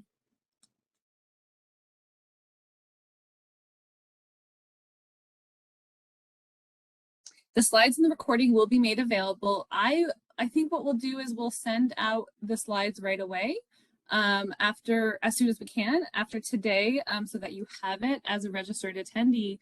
And but it'll take us some time to make the slides 508 compliant and get them up on the webpage, and then we'll also put the recording on YouTube. And Valerie, I just want to make a comment here, if that's okay. Go ahead, James. At the risk of embarrassing you, I wanted to note that this webinar has been a bit of a swan song for Valerie in regard to her very central role in the Kids First program. She's going to be moving on to greater responsibilities, if you can believe that, at not from the standpoint, but that she's taking on even more responsibility in regard to NICHD's coordination of its data resources and helping to make the data accessible, shareable, and interoperable with other data resources. We're definitely going to miss her. Totally have to acknowledge that the Kids First program has been the efforts of many, many people across many groups and in the research community. But on the NIH side, Valerie, as the Kids First program manager, has been really essential to the ongoing, to organizing all these efforts and bringing her creativity and immense effort, making the growth and success of the Kids First program possible. Frankly, I don't think we'd be anywhere close to being as vibrant and wonderful a program if it weren't for Valerie's very hard efforts over the last few years. So I wanted to make sure that was acknowledged. And that's it. I think all of us within the DRC and across, I'm sure, XO1s and sequencing centers couldn't agree anymore, James. Thank you, Valerie, for helping lead the vision and championing innovation on behalf of a mission unlike anybody else. It's really been a fantastic experience, and I think, as you continuously remind us, we haven't gotten rid of you. We've just given you more resources to inform the success of the program in future states. Thank you. Yeah, I will no longer serve as Kids First program manager, but but I'm not going anywhere, and I will be more focused on data strategy, data sharing strategy, and infrastructure and interoperability. So Kids First will continue to be a part of those efforts for NICHD. So thank you all so much for a wonderful webinar. And with that, I think we'll close today. Thank you again.